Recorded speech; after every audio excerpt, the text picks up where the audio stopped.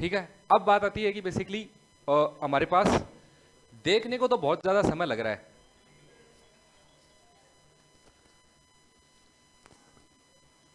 देखने को तो बहुत समय लग रहा है कि भाई 2 फरवरी 2025 बहुत दूर है, लेकिन जब कोई आदमी रियल प्रिपरेशन में आता है, ठीक है, तो ये दिन कैसे जाते हैं, कैसे बीतते हैं, ये पता भी नहीं चलेगा जब आप एक्चुअल में प्रिपरेशन में आओगे।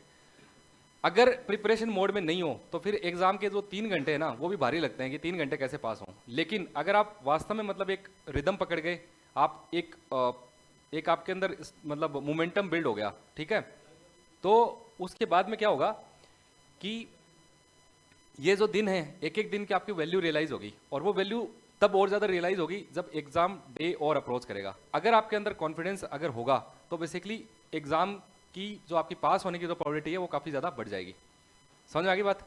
क्लियर सा कंसेप्ट है। अभी से तैयारी कर लोगे तो लास्ट में प्रेशर बिल्ड नहीं होगा, ठीक है, कॉन्फिडेंट रहोगे, ठीक है, कि मतलब मेरा अपर हैंड है। दूसरी बात जो सबसे इंपॉर्टेंट जो चीज़ है बेसिकली वो ये है कि आपके पास जितने दिन बचे हैं, आप कैलेंडर में काटना चालू कर दो चाहे दिन कि भाई 130 दिन बचे हैं, 120 दिन बचे हैं, और घंटे भी लिमिटेड ही हैं। जैसे फॉर एग्जांपल 130 डेज बचे हैं, तो आप ये मत समझो कि 130 डेज इंटू 24 आवर्स बचे हैं। भाई आप 24 घंटे थोड़ी पढ़ते हो, पढ़ने घंटे तो आपके पास लिमिटेड ही हैं। दिन के 8 घंटे पढ़ लोगे, 10 घंटे पढ़ लोगे, तो घंटे तो आपके पास 1300 ही हैं पढ़ने के लिए, ठीक है। तो जो इफेक्टिव जो हमारा टारगेट होना चाहिए वो बहुत स्पेसिफाइड होना चाहिए। भाई डेली जो आप कमिटमेंट लो कि आज मुझे ये टॉपिक पढ़ना है, आज क्लास में ये पढ़ाएगा, उसको डेली रिवाइज करो, अपनी तरफ से कुछ एडोन्स हैं उसको पढ़ो, तभी आप इस रेस में आगे निकल पाओगे। भाई सिंस जो प्रीलिम्स का जो नेचर है वो कैसा है, क्वालिफाइंग नेचर है। कैसा है? क्वालिफाइंग। तो हमें बेसिकली क्वालिफाई करना है। तो क्वालिफाई किसके रेस्पेक्ट में करना है? आरपीएससी को इस चीज से मतलब नहीं है आपके कट ऑफ से 10 नंबर ऊपर आ रहे हैं, 20 नंबर आ रहे हैं, 50 नंबर आ रहे हैं, उसे किस चीज से मतलब है? आप कट ऑफ को क्रॉस कर पा रहे हो। किस चीज से मतलब है? कट ऑफ के उस साइड जा पा रहे हो। लेकिन आपका कंपटीशन इंटरनली तो है, बट जाएंगे तो टॉप 15 गुना जो अभ्यर्थी हैं वही जाएंगे। तो आपकी प्रतिस्पर्धा एक दूसरे से भी है, आपकी प्रतिस्पर्धा खुद से भी है, खुद को श्रेष्ठ साबित करने में है, ठीक है। अब बात आ गई कि चलो ठीक है, हम मोटिवेट भी हो गए, हमें तैयारी भी करनी है, हमने मेहनत भी कर ली, तो बेसिकली वो मेहनत किस डायरेक्शन में की जाए, ठीक है, वो काफी महत्वपूर्ण है। क्यों? क्योंकि हमारे पास जो टाइम है वो लिमिटेड है, प्लस में हमें आगे की भी तैयारी भी करनी है, मेंस ओरिएंटेड भी रहना है, सारी एनर्जी यहीं नहीं लगा देनी है। तो उसके लिए जो आपकी गाइडिंग जो प्रिंसिपल है वो है आपका सिलेबस। क्या है सबसे इंपॉर्टेंट? सिलेबस। भाई सिलेबस जो है बेसिकली ये एक युद्ध की तरह है, ठीक है, और आपकी स्ट्रेटेजी आपको वो चक्रव्यूह जो है वो भेदना भी सिखाएगी और उससे बाहर निकलना भी सिखाएगी, राइट। ये आपकी स्ट्रेटेजी है, और उसकी मैनुअल क्या है? आपका सिलेबस, राइट। मतलब इस एग्जाम में आपको किसी भी चीज का स्पेशलिस्ट होने की जरूरत नहीं है। क्या जरूरत नहीं है? स्पेशलिस्ट होने की जरूरत नहीं है। It is a journalistic examination, right. ये एक जर्नलिस्ट का एग्जाम है, आपको कोई भी सब्जेक्ट के अंदर पीएचडी नहीं करनी है। फॉर एग्जाम्पल हमारे सिलेबस के अंदर जीएसटी दे रखा है ना, गुड्स एंड सर्विसेज टैक्स, तो हमें ये सीए नहीं बनना उसमें कि गुड्स एंड सर्विसेज टैक्स कैसे लगता है, क्या एक्सेप्शन है, इस पर कितनी लग गया, ये कितना हो गया। भाई हमारे जो एग्जाम की रिक्वायरमेंट ये है कि कंसेप्ट क्या है गुड्स एंड सर्विसेज टैक्स का, ठीक है, उसके बाद में उसके पॉजिटिव्स क्या हुए और उसके लिमिटेशंस क्या हैं और कैसे इसको इंप्रूवमेंट किया जा सकता है, दैट्स इट, राइट। उससे ज़्यादा बेसिकली अपने को इसमें ज़्यादा पेन लेने की जरूरत नहीं है। कई बार क्या है कि हम क्या हो जाते हैं, भावुक हो जाते हैं, राइट। कैसे भावुक हो जाते हैं? कोई शब्द आया, फिर अपन उसके इन डेप्थ में चले जाते हैं, फिर उसके अंदर और इन डेप्थ में चले जाते हैं, उससे क्या है कि बहुत ज़्यादा टाइम वेस्ट होता है, दूसरे टॉपिक्स को टाइम नहीं दे पाते, और हो सकता है उस टॉपिक से क्वेश्चन नहीं आए, तो हमारी जो प्रिपरेशन है वो बेसिकली काफ़ी ज़्यादा हैम्पर हो जाती है। तो बेसिकली स्ट्रिक्टली किसको अडेयर करना है अपने को? सिलेबस को। किसको अडेयर करना है? सिलेबस को। सिलेबस अडेयर करना बहुत जरूरी है, प्लस सिलेबस के अंदर कितनी डेप्थ तक जाना है, कहाँ बेसिकली सेल्फ रिस्ट्रेन यूज करना है। सेल्फ रिस्ट्रेन का मतलब है मतलब खुद का नियंत्रण कहाँ यूज करना है, बेसिकली मेरे को कितना पढ़ना है वो डिवाइड आपको करना पड़ेगा। एक इंपॉर्टेंट चीज ये होती है कि बेसिकली हमारी कुछ स्ट्रेंथ्स होती हैं, कुछ वीकनेस होती हैं,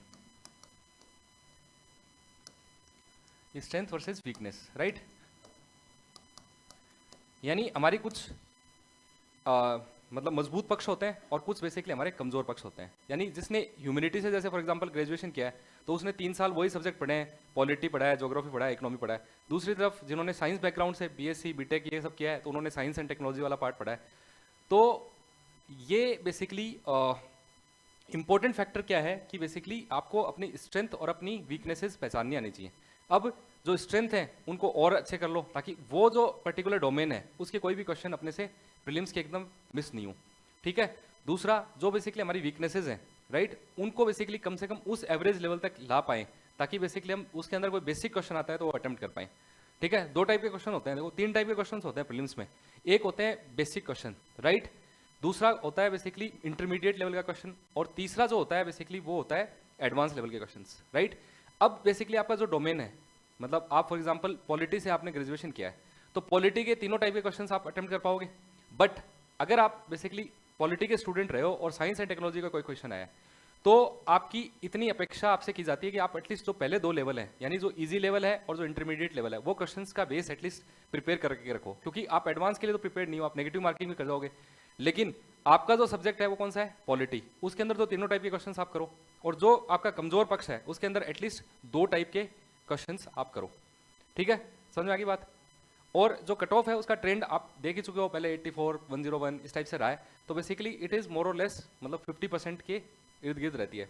और दूसरी चीज़, एक इंपॉर्टेंट चीज़ ये होती है, जब प्रीलिम्स एग्जाम होता है और उसका रिजल्ट आता है, ठीक है, उसके बीच में कुछ गैप होता है, ठीक है।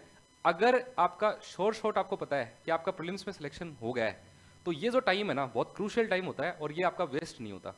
अदरवाइज आप द्वंद में रहते हो, मेरा होगा मेरा नहीं होगा, कट ऑफ इस बार ये रहेगी, कट ऑफ इस बार वो रहेगी, इस फैक्टर्स के कारण कट ऑफ बढ़ रही है, इस फैक्टर्स के कारण कट ऑफ घट रही है, ठीक है। तो ये एनालिसिस में आपको कोई मतलब विद्वान तो बनोगे नहीं, उससे क्या होगा, मेंस के लिए जो प्रिपरेशन का आपका जो टाइम है ना वो पीछे हट जाएगा, ठीक है। और फिर आप इस मेंस की तैयारी नहीं करोगे, आप नेक्स्ट मेंस की तैयारी करोगे, ठीक है। और आरएस के अंदर एक मेंस का चांस मतलब गवाना, मतलब you are wasted around 3 years, ठीक है। और ये जो उम्र का पड़ाव है, इसमें बेसिकली 3 साल की अहमियत बहुत ज़्यादा होती है, ठीक है। जब आप सर्विस में जाते हो, एक एक दिन के लिए लोगों का प्रमोशन रुक जाता है कि भाई एक दिन पहले रिटायर हो गए, तो वो रिग्रेट्स बहुत लॉन्ग टर्म तक रहते हैं, ठीक है। तो इसलिए ये प्रयास करना है, जिनका पहला अटेम्प्ट है वो पहले अटेम्प्ट में अच्छी रैंक के साथ उत्तीर्ण हो, जिनका सेकंड अटेम्प्ट है वो बेसिकली यहीं पूर्ण विराम लगा लें, ताकि इस एग्जाम से मॉक्स मिल जाएं। ये एग्जाम ऐसी एग्जाम है जो बेसिकली जब तक आप फाइनल गोल अचीव नहीं करोगे तब तक आपको हॉन्ट करती रहेगी, इस बार भी दे लेते हैं, अगली बार भी दे लेते हैं, है ना। तो मोक्ष प्राप्ति हो जाए तो पहली बार में अगर जितना एफर्ट डालोगे उतना अगर बेनिफिशियल होगा। तो बेसिकली मेन इंपॉर्टेंट जो चीज़ है वो बेसिकली आपका सिलेबस है, सिलेबस से स्टिक रहना है, आपकी वीकनेस आपकी स्ट्रेंथ को बेसिकली बरकरार रखना है। तीसरी चीज़ जो इंपॉर्टेंट होती है वो बेसिकली होती है अपने रिसोर्सेज को लिमिटेड रखना, ठीक है। भाई आप वो रोबोट तो हो नहीं चिट्ठी वाला जो आगे स्कैन करके पूरी किताब पढ़ लेता है ना। रोबोट मूवी में देखा होगा ना आपने, ऐसा करते हैं, ठीक है। अपन तो बेसिकली ह्यूमन बीइंग है, राइट। हमारी हर व्यक्ति की कुछ लिमिटेशन होती है, भाई किसी को डेटा याद रहता है, किसी को नहीं रहता, किसी को फैक्ट याद रहता है, किसी को कंसेप्ट याद रहता है। अब अपनी वीकनेस अपने अलावा बेहतर कोई नहीं जानता, ठीक है। कोई ऐसे गुरु मंत्र है नहीं जो मतलब आपको कोई भी दे देगा और बेसिकली उससे आप पास हो जाओगे। अल्टीमेटली जो सबसे मेजर रोल आपकी सफलता में है वो स्वयं का है आपका। आप स्वयं के प्रति कितना ईमानदार रहते हो, आप दूसरे को दिखाने के लिए बैठते हो पढ़ने, या बेसिकली खुद को कुछ पढ़ना रहता है, ठीक है। अपने को इसमें किसी को शो ऑफ तो करना नहीं, मतलब we are grown ups now, हमें कोई डांट भी नहीं मारने वाला कि तू पढ़ रहा है नहीं पढ़ रहा है, ये अपना पूरा सेल्फ डिसिप्लिन का खेल है। अब फॉर एग्जांपल अपने पास अगर बहुत सारी लोग हैं, जैसे फॉर एग्जांपल अपने छोटा सा पार्ट है कि doctrine of basic structure constitution का, है ना, संविधान का जो बेसिक मूलभूत ढांचा है उसका नियम, तो उसमें केशवानंद भारतीय केस का एक थोड़ा छोटा सा जिक्र है। अब लोग क्या करते हैं, जब शुरू में भावुक हो जाते हैं, फिर से मैं जैसे बोल रहा हूँ, वो केशवानंद भारतीय केस का पूरा जजमेंट ले आते हैं। अब उस जजमेंट से अपने को कोई लेना देना नहीं है, अपने को तो 4 चीज़ें उसमें निकालनी है कि ये एक कॉन्स्टिट्यूशनल बेंच जो 13 जजेस की थी उसने डिसीजन दिया, डिसीजन ये दिया कि बेसिकली संविधान के मूल ढांचे से कोई छेड़छाड़ नहीं की जा सकती, बस इतना ही है, दैट्स इट। हमें बेसिकली पूरा जजमेंट कैसे दिया क्या नहीं दिया, हम लॉ के स्टूडेंट नहीं है। तो मैं पहले भी जैसे बता रहा था, अपने जो जर्नलिस्ट वाला है उस बत्ती को चालू रखो। ये चीज़ मतलब शुरू में जब फर्स्ट टाइम अटेम्प्ट देते हैं तब नहीं समझ में आती, तब हमें लगता है कि हमारा रूम पूरा भरा हुआ हो, जैसे वो वकील और ये सब पैनलिस्ट बैठते हैं ना, पीछे बहुत सारी किताबें रहती हैं, टीवी में देखते होगे, मतलब अब वो पढ़े नहीं पढ़े वो अलग है, लेकिन अपने को दिखाना होता है कि हम बेसिकली बहुत इंटेलेक्चुअल हैं, है ना। तो ऐसे ही आपको भी कमरा सजाने का शौक रहता है शुरू में, पहले बेसिकली पहले करते हैं तो ये रहता है कि हमारे कमरे में ये भी रिसोर्सेज हों, ये भी रिसोर्सेज हों। बट द पॉइंट इज, मतलब आप एक जो पर्टिकुलर रिसोर्स है उसको 15 बार अगर रिवाइज करते हो, वो बेटर है, मच बेटर है देन 15 जगहों से एक चीज़ पढ़े, ठीक है। तो इसलिए बेसिकली लिमिटेड बेसिकली हमें रिसोर्सेज रखने हैं और मल्टीपल रिविजन्स पे हमें फोकस करना है, यानी जो रिसोर्सेज हैं बेसिकली उनका हम रिवाइज कर पाएँ, ठीक है। उसके अलावा रिवीजन क्यों इंपॉर्टेंट है, देखो एग्जाम होगा उससे पहले अपने एन नंबर ऑफ सब्जेक्ट पढ़ लेंगे, पॉलिटी पढ़ लेंगे, ज्योग्राफी पढ़ लेंगे, इकोनॉमी पढ़ लेंगे, है ना, और भी बहुत सारे आईआर पढ़ लेंगे, करंट अफेयर्स पढ़ लेंगे। लेकिन जब एग्जाम से पहले जो लास्ट वाला वीक रहेगा उसमें अपने को क्या करना पड़ेगा, रिवाइज करना पड़ेगा। अगर आपके सोर्सेज लिमिटेड नहीं है तो आप वो रिवीजन नहीं कर पाओगे, और जब आपको एग्जाम में याद ही नहीं आया, कोई चीज़ को आप क्वेश्चन को अटेम्प्ट ही नहीं कर पाए, तो इतना पढ़ने का अपने को कोई फायदा होगा नहीं।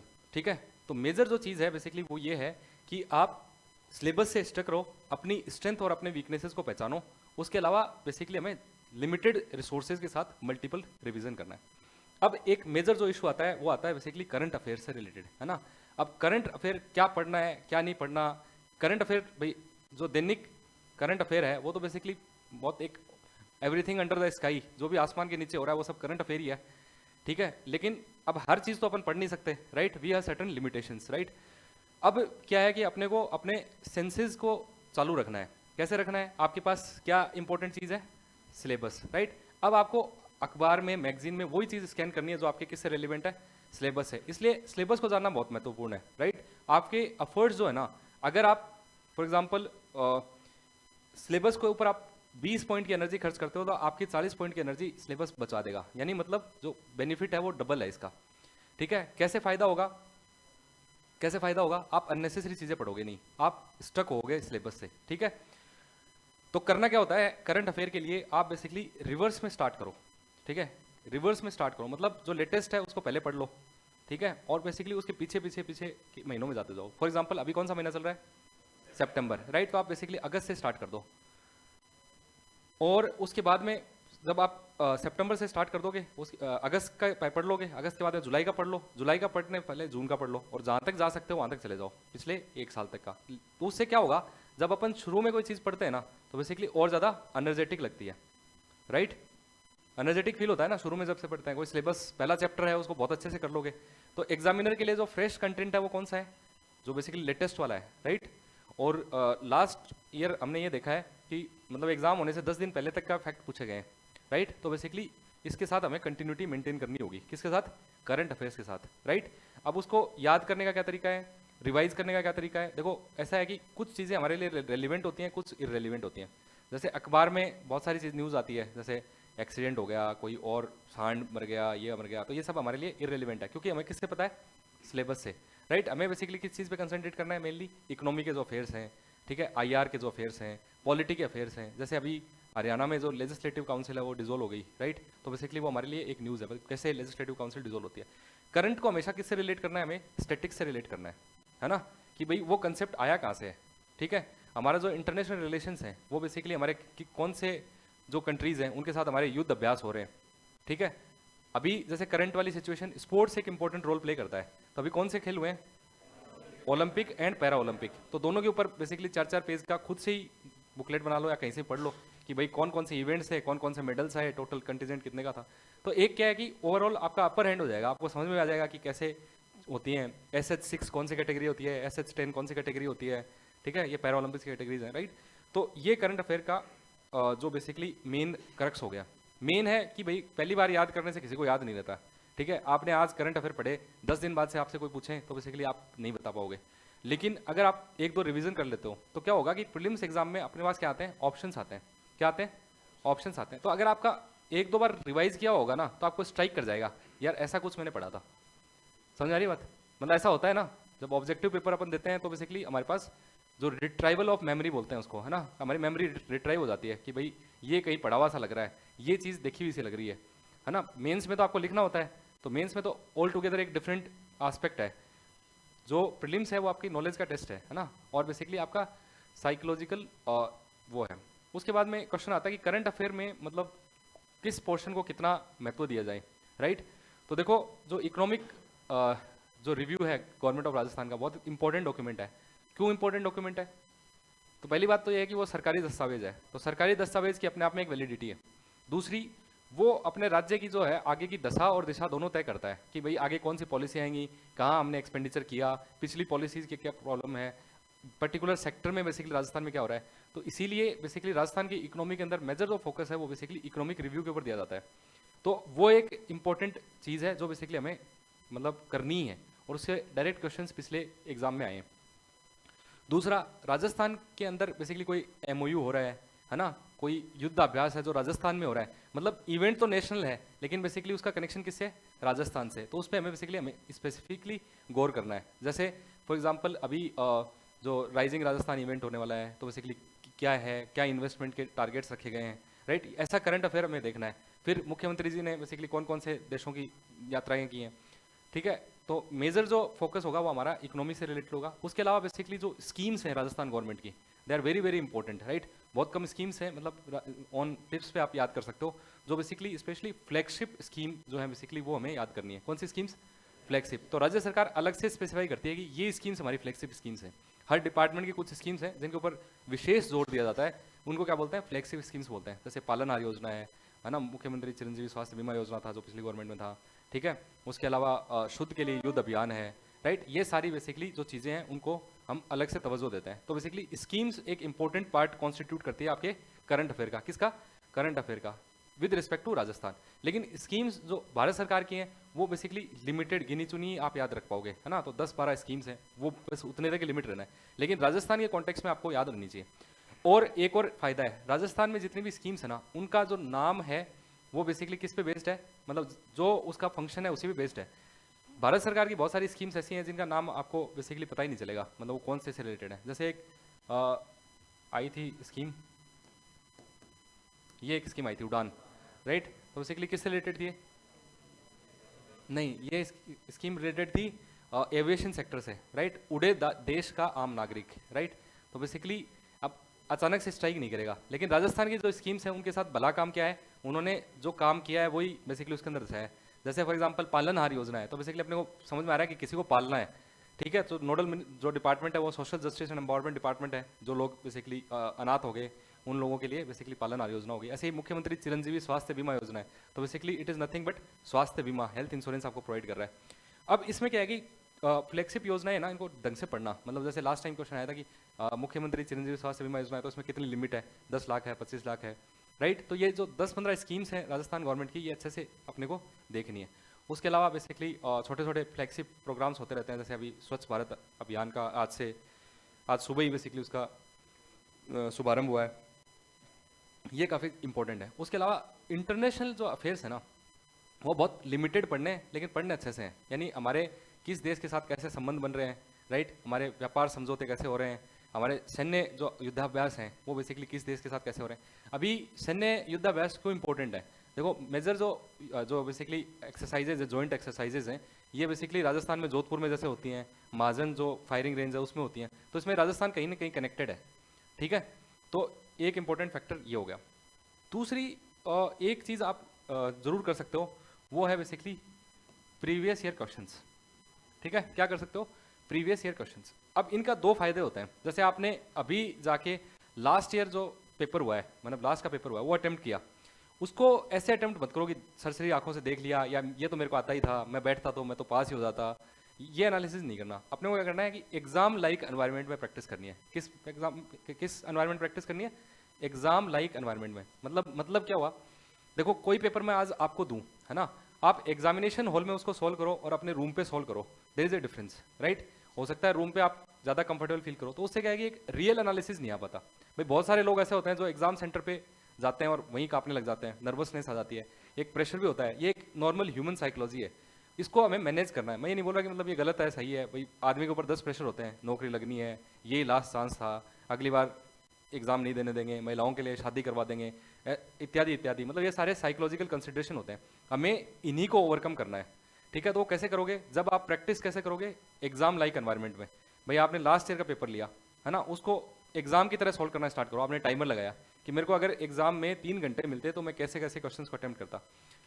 अब जो भावुकता वाला खेल है वो एग्जाम में भी होता है। कैसे होता है, फॉर एग्जाम्पल आप मैथमेटिक्स में बहुत स्ट्रॉन्ग हो, है ना, और आपने ये तय किया कि मैथमेटिक्स के जो भी 10 क्वेश्चन आएंगे मैं पूरे सॉल्व करूंगा, ठीक है। ये आपके एग्जाम में एक साइकोलॉजिकल कंस्टेंट बन गया। क्या बन गया, साइकोलॉजिकल कंस्टेंट बन गया कि भाई मैं मैथमेटिक्स में बहुत होशियार आदमी हूँ, मैं तो इंजीनियरिंग में भी बहुत टॉप पे था और मैं ये पूरे 10 के 10 क्वेश्चन करके आऊँगा, मेरे से कैसे गलत हो सकते हैं, क्योंकि उसमें तो क्या दिया हुआ है, सामान्य गणित दी हुई है, और सामान्य वाली भी मेरे से नहीं होता है तो मेरे ऊपर धिक्कार है।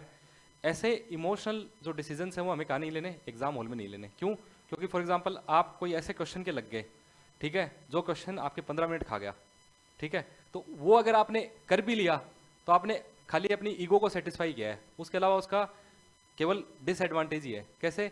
आप उस 15 मिनट को और कोई 5 क्वेश्चन करने में यूटिलाइज करते। मतलब आई होप मतलब I make able to make this point very clear. दूसरा क्या होता है, आरपीएससी के अंदर बहुत सारी त्रुटियां भी होती हैं पेपर के अंदर। कोई ऐसा क्वेश्चन आ जाए जो बेसिकली बाद में जाके डिलीट होगा, तो आपने तो वो डिलीट होगा लेकिन आपने उसमें 15 मिनट वेस्ट कर दिए, तो वो आपके लिए न्यूट्रल नहीं है। न्यूट्रल इफेक्ट किसके लिए है? जिसने वो क्वेश्चन मतलब देखते ही छोड़ दिया था कि भाई इस क्वेश्चन में कुछ गड़बड़ लग रही है, लेकिन आपने तो 15 मिनट वेस्ट कर दिए। आरपीएससी को तो एक छोटा सा नोटिफिकेशन निकालना है कि ये फलाना क्वेश्चन को डिलीट किया जाता है, तो इसलिए वहां भी भावुक नहीं होना है। अब ये सारी चीजें कैसे डेवलप होंगी? जब आप प्रैक्टिस करोगे।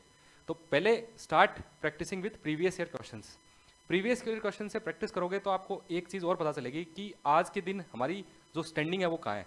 मैं मतलब 70 नंबर पे हूँ, मैं 60 नंबर पे हूँ, मैं 80 नंबर पे हूँ, मैं 90 नंबर पे हूँ। तो इससे आपको पता चलेगा कि आपको अपने आप को कितना पुश करना है। समझ रही बात? पहली चीज़ ये पता चलेगी कि मैं मेरी एक्चुअल में आज मेरी स्टैंडिंग कहाँ है, मैं कहाँ स्टैंड कर पा रहा हूँ। ठीक है, मैं कट ऑफ से कितना पीछे हूँ या कट ऑफ से कितना दूर हूँ। दूसरी चीज़ जो इससे पता चलेगी वो ये पता चलेगी कि कोई भी क्वेश्चन है वो ऐसे ही नहीं पूछा जाता रैंडमली, राइट? उसके पीछे एक थॉट प्रोसेस होता है। भाई कोई भी आदमी है वो बना तो ह्यूमन ही रहा है उसको, तो ह्यूमन साइकोलॉजी है, आप उसको भी डिकोड कर सकते हो कि ये क्वेश्चन क्यों बनाया होगा। ठीक है, जैसे यूपीएससी में क्वेश्चन आया था कि प्राइवेट मेंबर बिल जो है बेसिकली वो कौन इंट्रोड्यूस कर सकता है, राइट? ऐसे क्वेश्चन आया था। तो वो क्वेश्चन क्यों आया होगा उस साल? उस साल इसलिए आया था कि उस साल बहुत सारे प्राइवेट मेंबर बिल इंट्रोड्यूस हुए थे, राइट? तो हर क्वेश्चन के पीछे एक कहानी होती है, राइट? कि भाई ये क्वेश्चन क्यों आया है, ये पर्टिकुलर जो है चर्चा में है या नहीं है। कोई चीज़ है उसका शताब्दी वर्ष होता है कई बार, तो उसमें क्वेश्चन आ जाता है। ठीक है, जैसे अब जो अपना स्वतंत्रता जो है उसके 75 वर्ष हो रहे हैं, अमृत काल जो है, राइट? तो ये सारी चीज़ें क्या है कि को रिलेटेड वर्ड है। तो अब जब पीछे जो इमीडिएट प्रीलिम्स का जो पेपर है अगर आप वो देखोगे तो उससे आपको आइडिया हो जाएगा कि भाई हमें कैसे रिलेट करना है चीज़ों को, कहाँ से क्वेश्चंस पूछे जा रहे हैं। ठीक है, और उससे ये भी आइडिया लग जाएगा कि किस तरीके का करंट पूछा गया है। ठीक है, तो इससे ये भी कन्फ्यूजन भी दूर होगा कि भाई करंट कहाँ से पढ़ना है, क्या सोर्सेज होने चाहिए और किस लेवल का पढ़ना है। ठीक है, तो ये हमें कौन गाइड करेगा? Previous year questions. कौन गाइड करेगा? Previous year questions. तीसरी चीज़ ये है कि प्रैक्टिस अगेन। देखो जब मैं आपको बोलूँ कि ये पेपर है ना, ये पेपर एक बार देख लो, तो सब देख के यही बोलोगे कि यार ये क्वेश्चन तो मेरे को आता था, थोड़ा बहुत गूगल पे सर्च कर लिया या कोई किताब में देख लिया। ठीक है, तो उससे क्या है कि एक सिंसियरिटी नहीं आ पाती, ये एक नॉर्मल ह्यूमन टेंडेंसी है। और उससे क्या होगा कि एग्जाम जब टाइम पे आएगा तो बेसिकली गोले भरने में भी मैनेज नहीं होगा, 10 मिनट नहीं बचेंगे, उसके अलावा बाकी चीज़ों पे वो नहीं बचेंगे। तो अगर आप एग्जाम लाइक एनवायरनमेंट प्रैक्टिस करते हो तो ये जो सारी जो डाउट्स है ना ये सेल्फ क्लियर होंगे। और जब डाउट सेल्फ क्लियर होते हैं ना, उससे ज़्यादा सेटिस्फेक्शन और कुछ नहीं होता। समझ आ रही बात? भाई आप खुद ही अपने सवालों का जवाब आपको खुद ही मिल रहा है, तो जो दूसरा आदमी जवाब देता है उससे बेहतर है कि आपके जवाब खुद मिल जाए आपको। तो एक बार आप प्रैक्टिस करना स्टार्ट कर दोगे, 3 घंटे के अंदर प्रैक्टिस करना स्टार्ट कर दोगे, तो आपको आइडिया आ जाएगा कि मेरे कितने क्वेश्चन छूट रहे हैं, राइट? शुरू में करोगे तो आपकी स्पीड धीरे रहेगी। ठीक है, फिर धीरे धीरे जब प्रैक्टिस करोगे तो बेसिकली आपको आदत पड़ जाएगी। तीसरी चीज़ ये भी होती है, जब हम एग्जाम में प्रैक्टिस नहीं करते तो शुरू के जो 10 क्वेश्चन आएंगे उसमें अपन बहुत आराम से 3 बार पढ़ के करेंगे, फिर जो लास्ट के क्वेश्चन बचेंगे उसमें टाइम नहीं मिलेगा। ठीक है, या फिर गोले भरने में गलती कर देंगे। तो आप पहले से अपना देखो, कोई भी स्ट्रेटेजी सबके लिए एक जैसा काम नहीं करती। हो सकता है आपके लिए एक स्ट्रेटेजी काम करें, दूसरे के लिए दूसरी करें, तीसरे के लिए तीसरी करें। कोई गोले पहले भरेंगे, कोई गोले 7 भरेंगे, कोई गोले 7 लास्ट में भरेंगे। तो ये आपको कैसे पता चलेगा कि आपको कब भरने हैं, आपके लिए कौन सी स्ट्रेटेजी काम करती है? जब आप प्रैक्टिस करोगे, राइट? टेस्ट लिखोगे। और एक हर व्यक्ति के अंदर झिझक होती है कि मैं टेस्ट कब लिखना स्टार्ट करूं, मैं आंसर्स कब लिखना स्टार्ट करूं। देखो मतलब उसका कोई मतलब ये नहीं है कि आज आप कर सकते हो नहीं कर सकते, या फिर मेरा इतना सिलेबस हो जाए तब आप कर सकते हो नहीं कर सकते। देखो आजकल इतने ऑप्शंस आपके पास अवेलेबल हैं, आपके पास सेगमेंट वाइज टेस्ट अवेलेबल है। ठीक है भाई, पर्टिकुलर टॉपिक से क्या क्या क्वेश्चन बन सकते हैं उसका टेस्ट है, पर्टिकुलर यूनिट से क्या क्या बन सकते हैं उसका टेस्ट है, पर्टिकुलर सब्जेक्ट से क्या बन सकते हैं उसका टेस्ट है, 2-3 सब्जेक्ट का मिक्स वाला टेस्ट है। मतलब इतने सारे परम्यूटेशन कॉम्बिनेशन अवेलेबल है। जो ही आपको लगे कि मैंने ये टॉपिक पढ़ा, उससे रिलेटेड प्रीवियस ईयर क्वेश्चंस और जो टेस्ट पेपर है उसको सॉल्व कर लो इमीडिएटली। उससे 2 चीज़ें होंगी, एक तो आपका मतलब वो होगा जो कि इसमें मेरे को कोई डाउट तो नहीं है, ठीक है, पर्टिकुलर टॉपिक के अंदर मुझे कोई डाउट तो नहीं है। और दूसरा ये कि भाई मैंने जो पढ़ा है वो ठीक पढ़ा है नहीं पढ़ा। मैं उससे देखो पढ़ने से अपना भला नहीं होने वाला, अपना भला होने वाला अगर उस पढ़ने जो पढ़ी है जो चीज़ उसको हम किस में इंप्लीमेंट कर पाए, एग्जाम में, उससे कुछ क्वेश्चंस प्रैक्टिस कर पाए, राइट? उससे कुछ क्वेश्चंस हम सही कर पाए, राइट? तो बेसिकली नॉलेज एक पार्ट है, उसको अप्लीकेशन एक डिफरेंट पार्ट है। तो बेसिकली वो आपकी प्रैक्टिस से आएगी। The more you practice the more perfection you will achieve.